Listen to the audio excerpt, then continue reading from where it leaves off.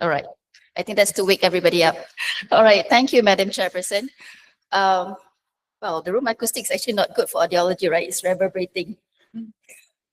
Just kidding. Anyway, thank you all. So welcome to our forum today, our coffee talk today.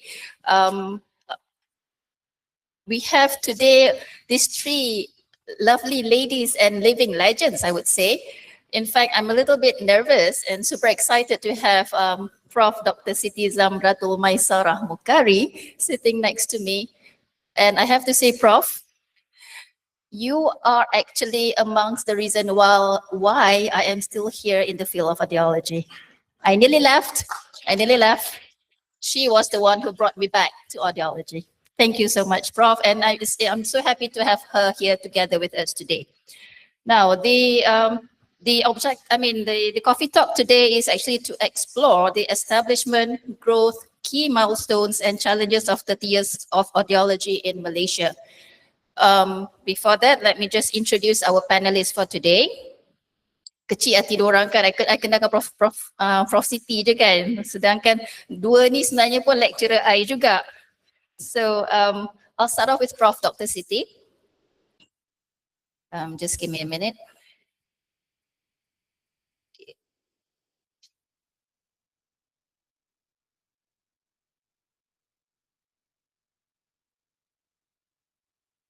Sorry, technical problem.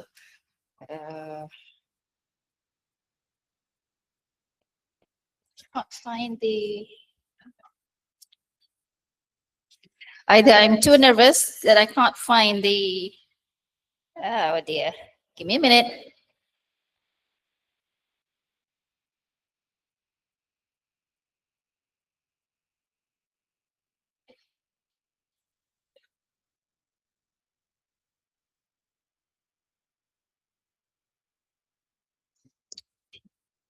Of all things to happen, technical glitch, and I've prepared just now.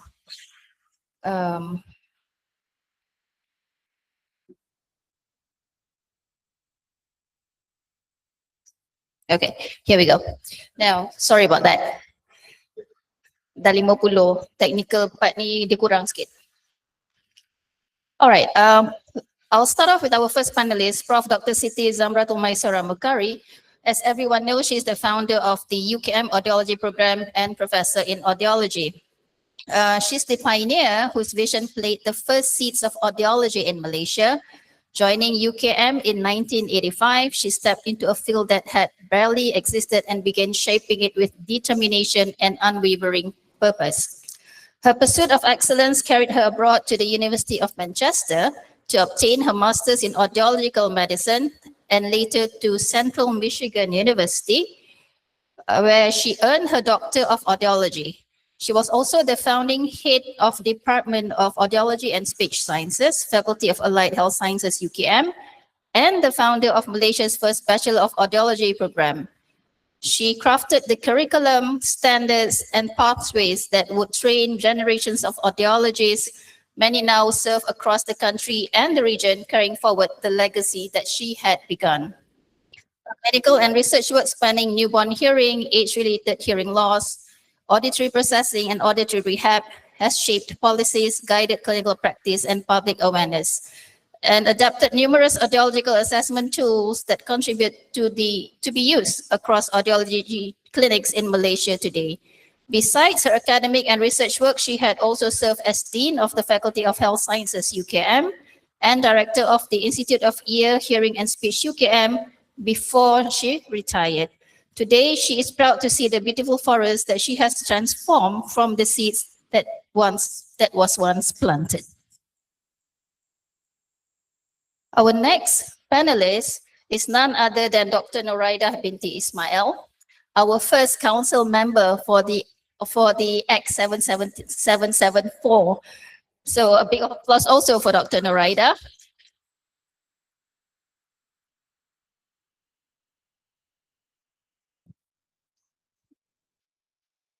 Gosh, I'm really not good with all these gadgets. Anyway, I should have just used cards. Dr. Norada Ismail is the senior lecturer in the audiology program at the International Islamic University. She began her career in 1994 as a tutor in the Department of Audiology and Speech Sciences, UKM, after graduating from the Psychology Department at UKM. She later pursued a postgraduate diploma in audiology, followed by a master's degree in clinical audiology in Sydney, Australia. And upon completing her studies, she returned to Malaysia in 1997 to serve as a lecturer at UKM. What others do not realize that she did not just serve as an academician. She was also responsible in starting the services in KPJ Johor, a private hospital. So the setup in KPJ Johor now is actually the all up to she was the one who actually set up the whole services there. But after that, she decided that she had to return to academics and then continued her academic journey in the International Islamic University of Malaysia in 2006. She also did her PhD in audiology from Macquarie University, Sydney. And with 30 years of combined experience as an audiologist and educator, she remained committed to advance hearing healthcare and nurturing the next generation of audiologists in Malaysia. Her area of interest include occupational noise, noise-induced hearing loss, tinnitus, and clinical audiology. Dr. Nora has been, I would say, actively participating in all OSH-related services. She has had discussions with a lot of OSH people from the occupational safety side. Last but not least will be our lovely Dr. Kwa, Miss Kwa, as I would remember her as, she hasn't changed. For all of you who realize she hasn't changed that much, has she? She is the senior lecturer in the audiology program at UKM. She began her academic career in 1995 as a tutor in the Department of Audiology, UKM, and has since established herself as an educator and contributor to the field. Dr. Kwa earned her bachelor's degree in psychology from UKM in 1994, followed by a master's degree from the University of Melbourne. She later completed her PhD in audiology at Macquarie University in 2012. This year marks her 30th year of serving UKM. To most of us, she is the one responsible for, she's the one who teaches us a lot about hearing aids. So I would still call her the guru of hearing aids from UKM. Right, so now let's move on to the,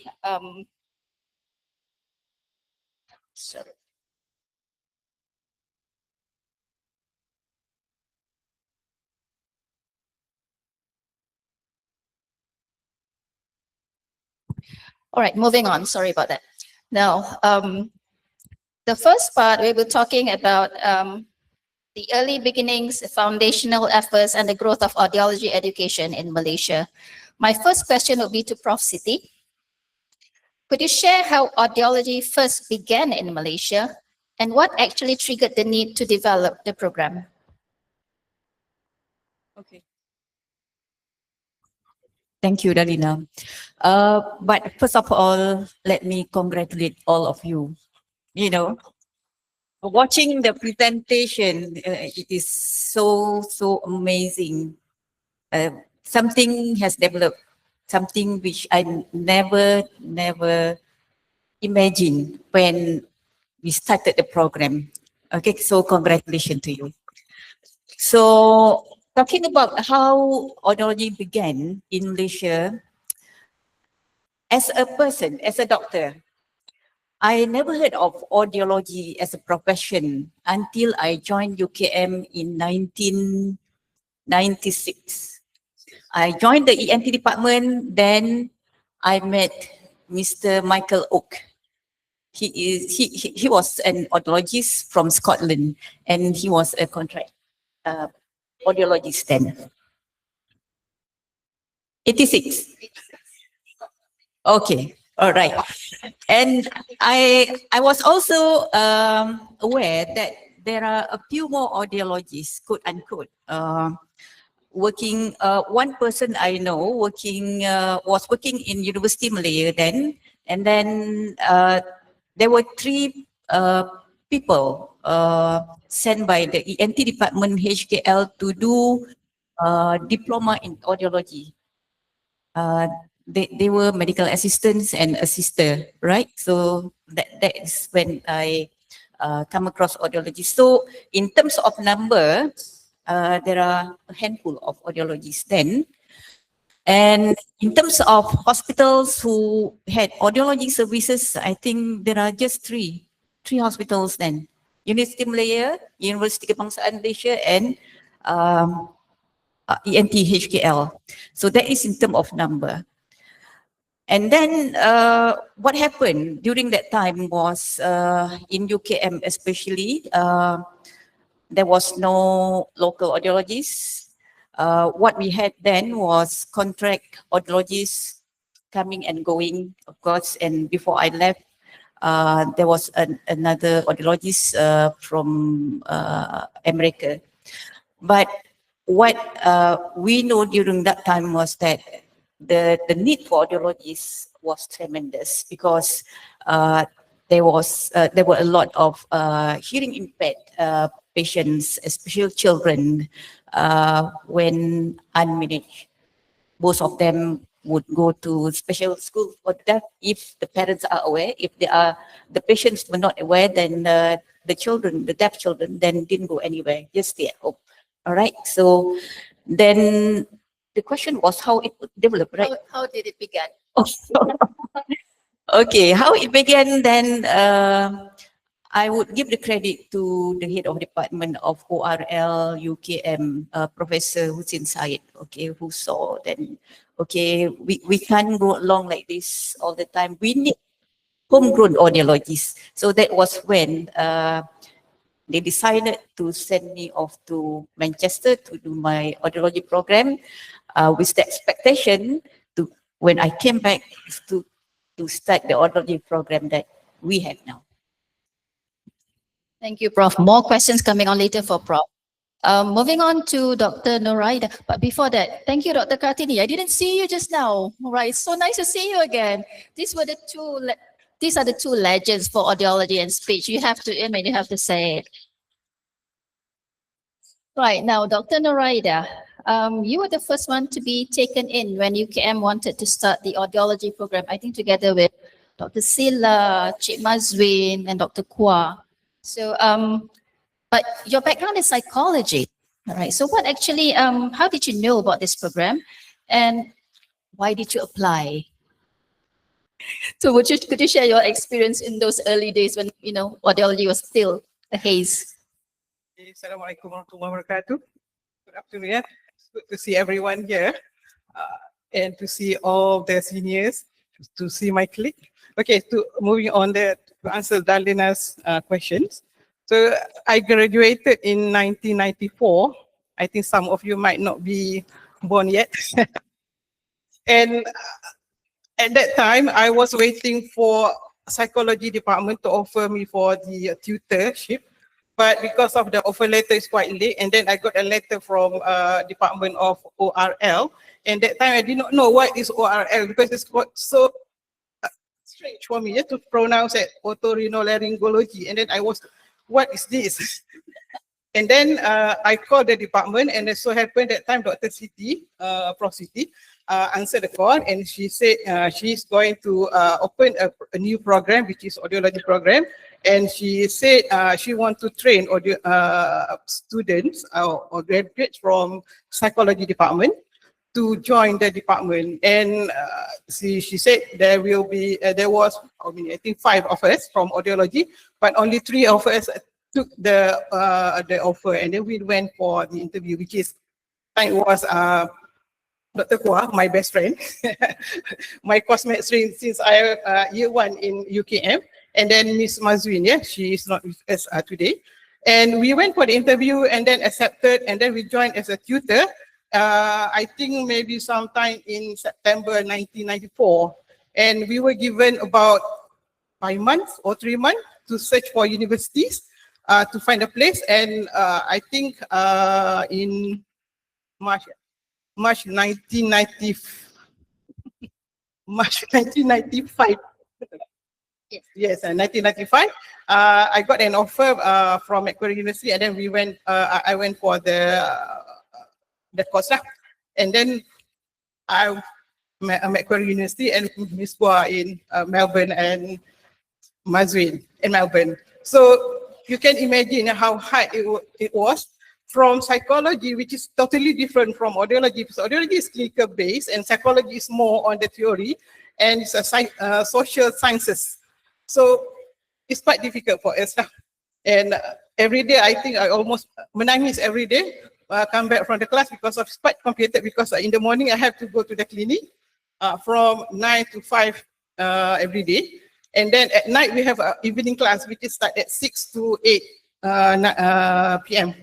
And the subject was hearing aid, psychoacoustic. And I'm very bad at that. But it was fun, but not easy. That's all I could for the thing. I think the rest can be I think my friend who can continue on that because I'll share a little bit more or less same. Thank you, Dr. Nora. I mean, I could share that sentiment. Like, you know, when the first year that I joined, the audiology program, honestly, I didn't know what audiology was all about. And the clinic was not even there. The first year, we didn't have even the clinic. The clinic was not even been built yet during my time. It was only after the second year that, you know, we started to see the shape of the audiology clinic. But having said that, Dr. Kwa, same background as Dr. Nora, psychology. So what actually triggered for you to, like, you know, let's join this program. Let's become an audiologist. Let's become a lecturer in audiology. So maybe you could share with the audience your experience. Okay. Hello. Okay, good afternoon, everyone. To see you all. Why did I pursue this audiology? I think we didn't pursue audiology, at least at the beginning. We were found by Dr. Siti. Okay. 1 year later, you know, after Mazwin was recruited a year earlier than us, earlier than Sila. Sila was recruited 1 year earlier than me, Mazwin, and Dr. Nora lah. Okay, so I think shortly it's kind of intermittent.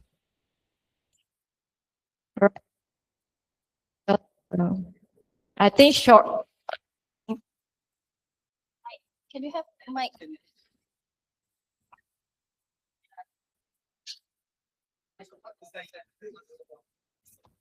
All right. Okay, yeah, this is much better, yeah. So I remember shortly I got my bachelor degree. That was in 1994, majoring in psychology lah, macam Nora kan. So I got you know, all of a sudden I got a letter from UKM, you know, asking me to go for an interview as a tutor in audiology.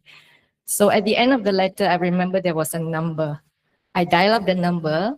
Dr. Steve was there at the end answering my call. I still remember that, you know. And I told her, I said, look, this is a mistake. I know nothing about audiology, you know. She answered me, as always, in her very calm voice, you know. I remember that. She said, no, this is not a mistake. Are you coming for the interview? So I told her, yeah, I think I'm going, you know. So I went. Okay, I got the offer lah, yeah, like Nora and Mazwin. So I went into work. I remember we had to go to this ENT clinic in HKL masa tu to assist Dr. Siti to do some like play audiometry. And also we learned a bit of PTA from Puan Hui and Puan N. They were fantastic. I remember how I learned, you know, giving instruction to the patient from them. Okay, I guess that was the first time I got a glimpse of what an audiologist does. So I thought to myself, okay, this is not bad, you know, I can go on, right? So, okay, long story cut short. 2 years after that, I completed my graduate diploma and master's degree at the University of Melbourne. I returned. I was kind of excited because, but worried at the same time because we were expected to teach right away. We had our first batch of students there already waiting for us to teach. Dalina, you were there, kan? Tu, Normani, Patrick. All right. So And we were also expected to do clinical services to prepare ourselves to teach the student in a clinic later on. But we knew our mission. We are very clear with our mission. The mission then was to focus on just teaching, because we knew at that time, the first few batches students who went out, they didn't have a senior lecturer to refer to, right? Nor did they have like an internship program, like what the hearing company offer now, to prepare them to the next level of work. So we have to make sure they were really good, they were good to go. So it's a bit of tiring, the teaching part too, but it was good to see they eventually went out and established their own career. We are very proud of them, we still do. I think that's what kept me going, then and until now. Right? Okay. Thank you, Ms. Hua. This is out of the norm actually, but I have to say, could I have Puan Hui to stand up? This is one amazing lady. We learn a lot from her as a student. So please, thank you, Puan Hui. I'm glad to see you here. All right. We now know how it started, all these 3 legends having started the program. Let's move on in terms of how we have evolved and grow in terms of clinical practice in Malaysia. Now, one thing I have to, somebody requested me to share this experience of mine.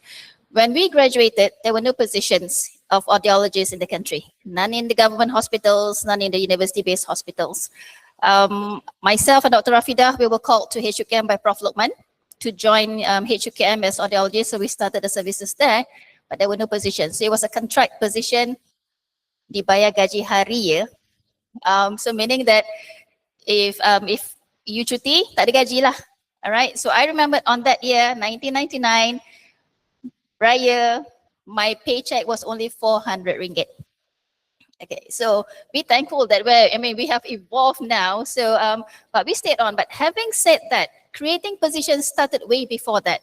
So I need to ask this question to Prof. Siti because she would be sharing us in terms of like creating positions, creating the paperwork with JPA, with MOH. It started way before you graduated in 1999. So could Prof. Siti share with us some of her experience, in terms of like the people that she dealt with, in the paperwork that she had to do in order for the position of audiologist to be that we have now in MOH, in JPA, and so forth. Now, first, in the university, when we created any program, we have to get a JPA approval. Well, JPA approval means that the government will recognize the graduates from that particular program. So that was done very early, I think when you were the first or second year. And of course, in government, it takes several steps. If I am not mistaken, the approval from JPA came when you were, the first batch was in the 3rd year. So JPA approval was not a problem. And also, having a graduate without post will be problematic to me as well, to the university. Why are you producing graduates when you know that there is no place where they can work? So we remember one morning, Dr. Kartini and I, also the Dean of the Faculty of Health Sciences then, meet up with Tan Sri Sulaiman Abu Bakar, who was the Director General of the Ministry of Health. And we presented a proposal on the importance of audiology and also speech therapy during that time. And we stress that these 2 professions are not luxury. They are the basic necessity of any health setup. So he listened to that proposal and agreed to have posts in the Ministry of Health. But of course, again, in the government, things take time to happen. So that is why, although the ministry basically has agreed upon creating posts, but when you graduated, the post was not there yet. Yeah. Thank you, Prof. So, thank you, because without her, the positions would not be created actually for all of us. Testing 1, 2. All right. Now moving on. I'll come.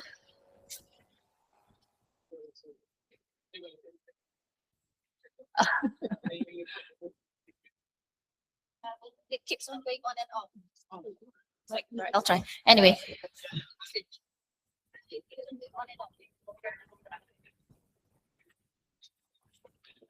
All right. Okay, we'll move. I'll come back to Dr. Nora. Let's go to Dr. Kwa. All right, Dr. Kwa. Like I said before, you actually focus a lot on hearing aids, right? And I think most of us would like to know, like, you were involved in the development of HINT in Malay, which was sponsored by Oticon and Cochlear, if correct. All right. Could you share with us what was the experience like? What actually drove you to come up with that project, and and what was the outcome of it?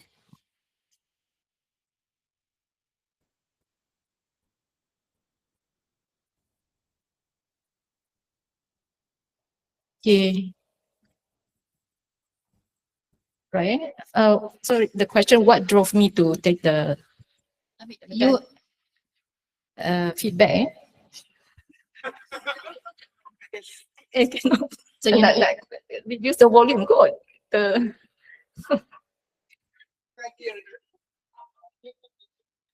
Yeah, okay.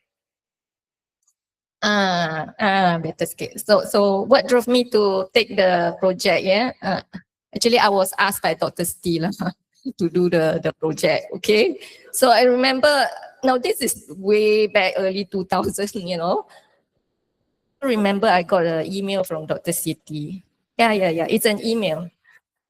She wrote, "Dear Kwa, we are collaborating with Dr. Soli from the House Ear Institute in Los Angeles. Okay, this is Dr. Soli, the creator of the HIM, to develop a standardized speech test in Malay, and I want you to head the project." So I reply and say, "Are you sure, Dr. Steve? Me, Malay?" And she said yes. So I reply her back and say, "Thank you very much for having the trust on me and for the opportunity given." Yeah. Okay. So we then started the project. Initially, there were 6 of us. Just give me a bit of time, Sabah, because I think I should mention all the individuals involved in this the development of this project. Initially, there were 6 of us: Dr. Siti, myself, Dr. Nashra, Dr. Alauddin, Dr. Maniza, who had joined us, and also we had one linguist, Dr. Rugaya. So the initial work was about just gathering as many Malay sentences as we could. So we came up about like 500 over sentences. So from there, we then selected about 200 over for the test, you see. So that was when Dr. Soli flew from Los Angeles to our department. So he kind of helped us to sort out the list so that they are, like equalized, intelligible, and phonemically balanced, all right? And then he went back, okay? He went back, he got someone from the Malaysian embassy to do the recording. So the recording was actually conducted in Los Angeles, all right? So that they can add in the noise too. So what is unique about this scene, as you know, you see the noise is spectrally matched to the envelope speech spectrum of the Malay language. So each language, they will have their own individual speech spectrum, okay, which is different from other languages. And of course, the simulation of the speech direction is also very fantastic, all from them, okay, that side. And then we got the Oticon Singapore to fund what need to be done for the rest of the project, as well as Cochlear, who help us to get the hardware of the HIM, right? So in the next stage, we had several very dedicated undergrad students who bravely took up, this HIM project as their final year research project. So first we have Kartika, all right? Honestly, I can't remember how she looked like anymore. Kartika, that was so long way back. Kartika, Shakila, who helped us to develop the normative data for the adult population under headphones. Then came in our own clinician, Izati. From her project, now we have the children version of the HIN, with its normative data. And finally, we had Lou Beating, who helped us to establish a normative data for free field for both adults and children. Okay, so yeah, a lot of work, all right, and I'm very thankful to all who had helped, you see. I know all of you know that the production of HIN has ceased, okay? But the last thing I heard that, the copyright of the HIN has been sold over to a company, right? And if that is true, I hope we will be able to use the HIN again, not long from now. Before I retire, Dr. Siti cakap. Okay. All right, thank you, Dr. Kwa. So, since we've talked about we've tackled like how positions were created, some focusing more on certain fields like hearing aids. Now, for Dr. Noraida, like I said before, none of us realized that she was actually involved in studying up the practice in KPJ Johor. So it's challenging because it's one thing is to create the services in government hospitals, but in private it's a totally different ball game. So apart from Cik Mazwin and even myself, so I'm from Dr. Noraida. What were the challenges that you faced then? I mean, did you have resistance from the specialists there? And how did you set up the services in terms of equipment, rooms that you need? So maybe would you share with all of us how it all started way back then in 2003? Tasha is not here, but dia lah penyenam. So, but KPJ Johor owes Audiology. KPJ Johor owes the services to Dr. Noraida. Oh, okay. I started Audiology department in GSH in 2003, and that time it was not easy because of a lot of things need to be considered, and I need to convince the management on getting the equipment because of, as you know, audiology equipment is not cheap, right? It's very expensive, and I think what we need to do is to convince the management. So what I did was I went to visit ENT's clinic, pediatrician, and sometimes I went to industry area to give talk and to make awareness among the factory workers and and create awareness among public. So we collaborate with non-NGOs such as, I think that time was Rotary Club, and a lot of we did screening as well, and the management was quite happy with the turn rate lah. And then so we started the unit dekat parking lot. So next to department yang oncology. So it was quite sad now because of far away from the management. But after some times, they realized that audiology is very important. Then they moved to a new building and a proper setting. And in terms of the equipment, we managed to, I think at the beginning, I think around nearly 1 million to spend for the equipment. So I think it's quite successful for me, I think, because we managed to get the equipment, and we get collaboration from industry area in Tampoi and Pasir Gudang industry area. So they send workers to us for hearing assessment. So I think from there, the management aware that audiology is very important, and also because we show evidence that audiology is not many in Malaysia, and we need to take the opportunity. And then because of I think JSH the first hospital in the southern region to offer audiology services, and we started newborn hearing screening as well. And I think because of that, I think management see the importance of audiology in Malaysia. Okay. Well, yeah. Congratulations to Dr. Noraida, because it was actually the birth of such facilities. I'm getting a little bit grumpy with the mic.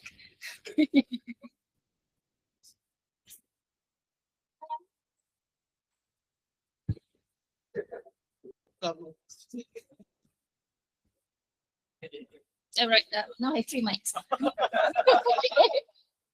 something about hearing aids, right? 3 mics. Okay. Maybe you want to take this. All right. Sorry. Just a quick one from Prof City. You were involved in the setup of you were the pioneer in terms of developing the cochlear implant services program in Malaysia. You, Prof Lokman, Prof Kartini.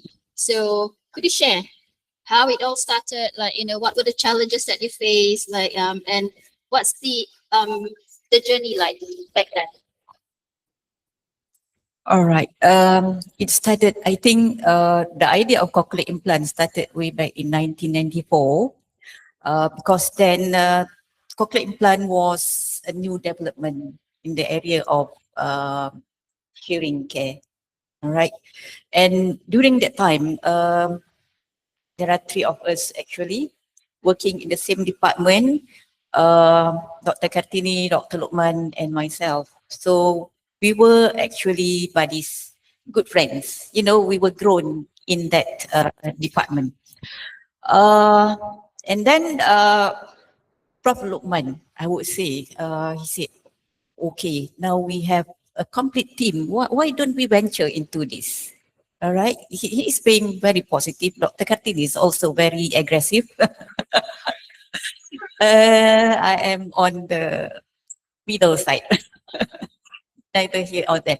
Okay, so that is how we started, and we had our first patient, Ang Bungsu. I remember very well, because why I am really touched by Ang Bungsu is, first thing is because he was a very bright student, and he acquired hearing loss. He came from not well to do family, and also what is more important, he was studying in Sekolah Menengah Sains Kelantan, which was my alma mater.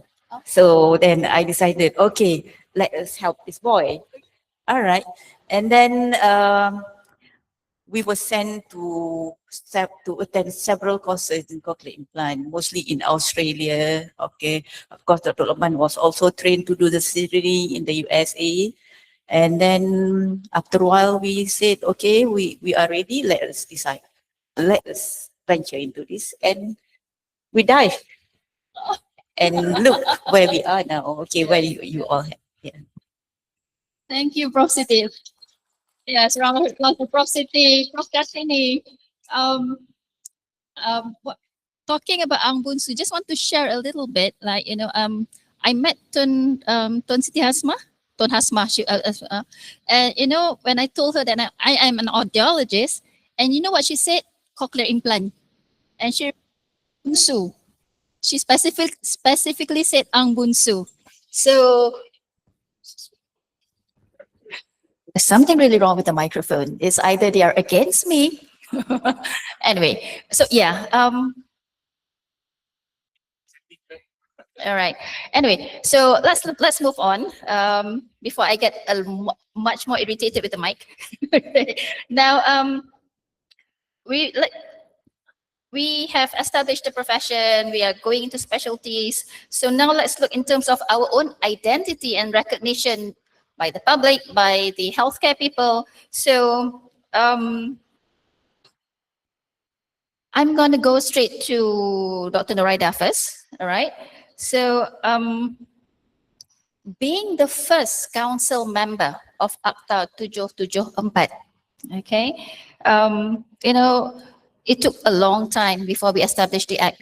Okay, and she was the first batch of council who had to develop all the relevant paperwork for us to start enforcing. So she worked under Tan Sri Hisham. Sorry. Anyway, so could you share? Your experience, as the first council member, developing all the relevant paperworks and whatnot until where we are today. The AHP 774 Akta Allied Health Professions was started, I think, long time ago. I think since Dr. Siti was there as the head of department, as a head of the program. I think back in 1990 something, right, Dr. Siti? And more than 30 years maybe, or not 30 years, maybe nearly 20 years. And in 2016, it was enacted, and in 2020, right, 2015 was enforced.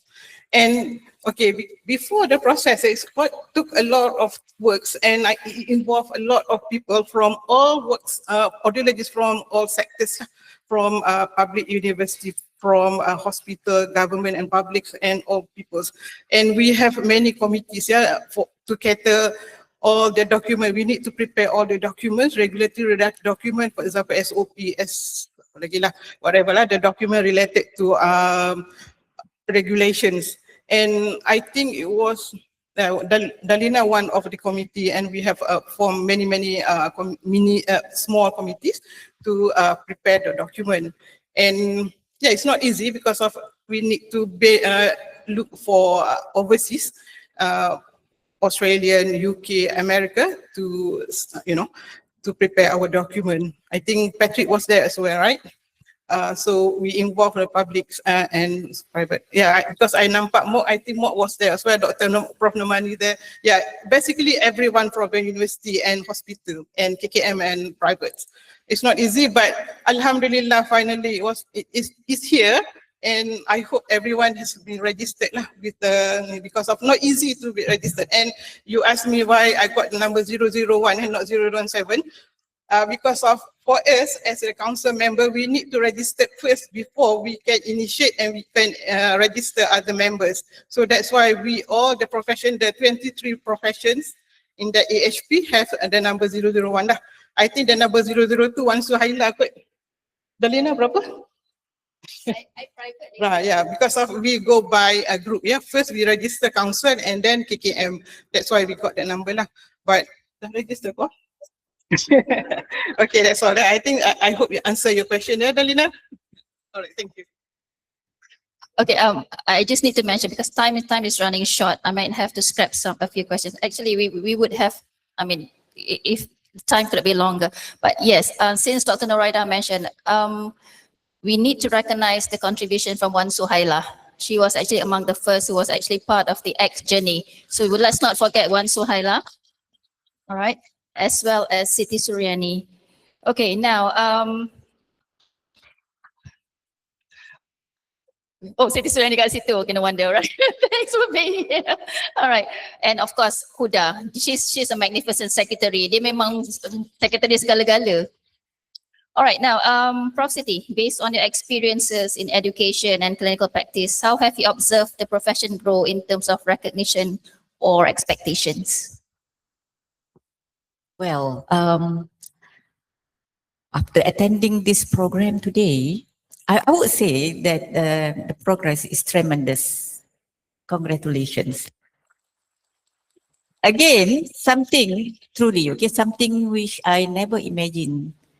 Okay, I'm very proud of you all, how you actually branch out and also making so many progress, I would say. Okay, so congratulations again.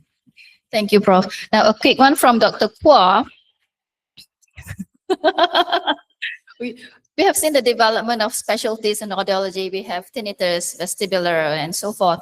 So, how do you think that will we be recognized by the healthcare fraternity, by the public? What's your take on this? A quick one.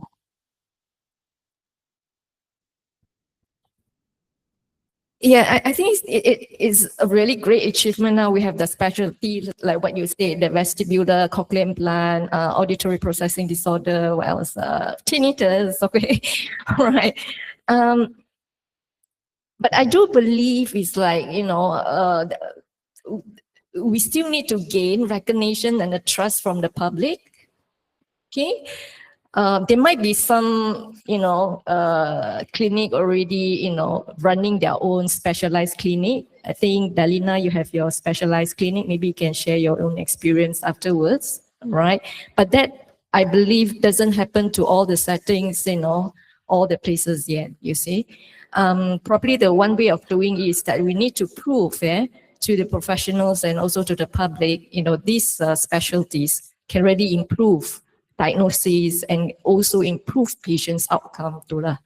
And another thing this is, my opinion is that I feel like maybe other audiologists, they are interested or minat to these specialties, but they don't know how to go about. Then maybe universities, gonna come up with a structure program, okay, to provide these formal certifications to certify siapa-siapa yang layak buat ni, layak buat tu.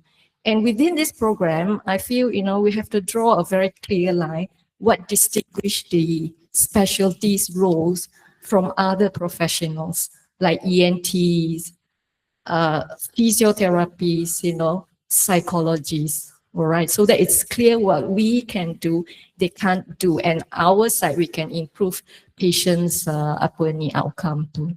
So just my 2 cents thought. I don't know, you might want to share experience, Alina? Totally agree. I think the key word now is to gain the trust from all the other specialists. Since Dr. Kwar requested that, just to share an experience like where I practice.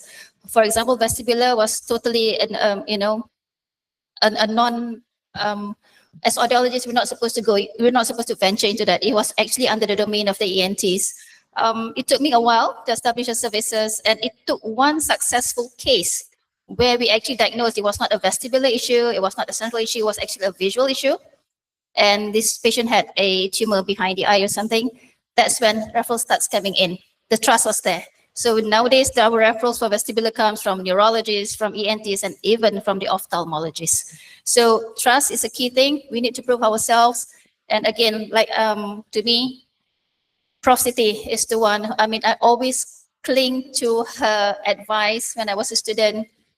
Be the best, so that so that the profession could grow. Now, before we end this, because I think timekeeper dah bagi I hint dah. So from each panelist, a quick take. What are the advice? What lessons that you would share with the next generation of audiologists? So we'll start off with our legendary Prof. Siti. I would say audiology is in safe hands. Okay. Remember, it's about you all. It's your profession, so you are the custodian of the profession. So guard it and elevate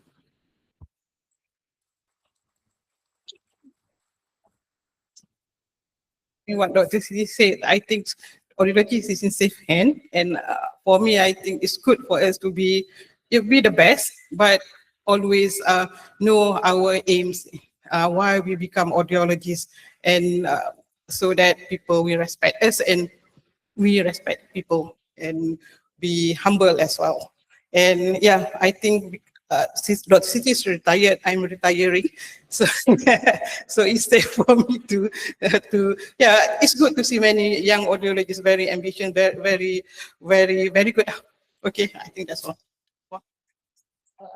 Yeah. Huh? Yeah. Yeah, I would like to, tell all the audiologists that, your services to the patients, are very meaningful, you see.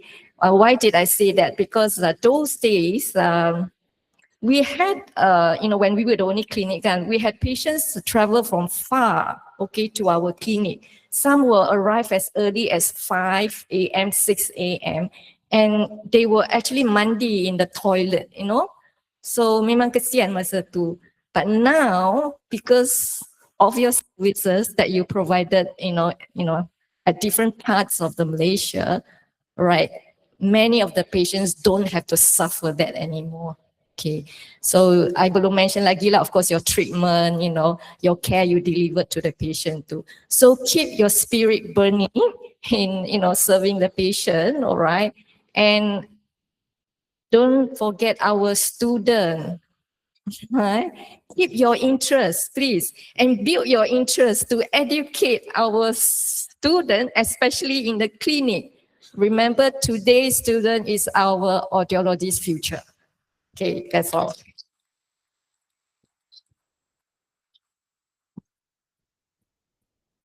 All right, thank you to all panelists for the insightful, experience journey and take-home message.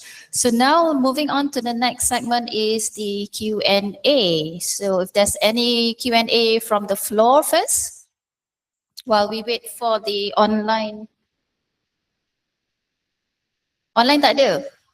Okay. Kalau tak ada, I tanya panelis lagi. No questions online. So from the floor, anything you'd like to ask our panelists here? New? Yes. Oh, Puan Mariam. Puan Mariam is the president of Hear Me, and her daughter is a cochlear implantee. So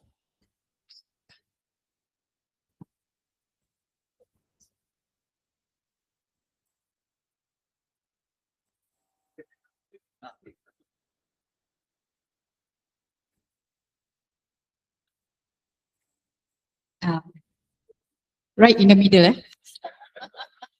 Okay. Assalamualaikum warahmatullahi wabarakatuh, and a very good afternoon, everyone. First and foremost, thank you for the special invitation to hear me, and also that was a lovely forum.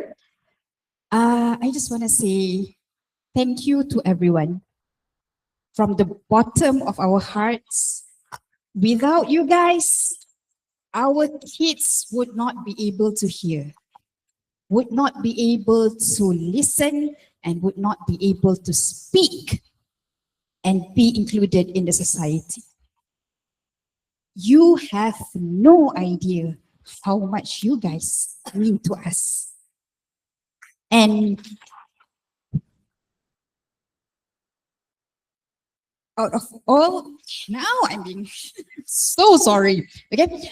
Out of all the medical professions that I've dealt with, I think, oh, is this recorded? I think the audiologist community is the most close. Sabotage? is the most close to our community, our parents' community. And you understand us the most. And of course, the speech therapists. The speech therapists are going to be mad at me. But you understand how important the devices are.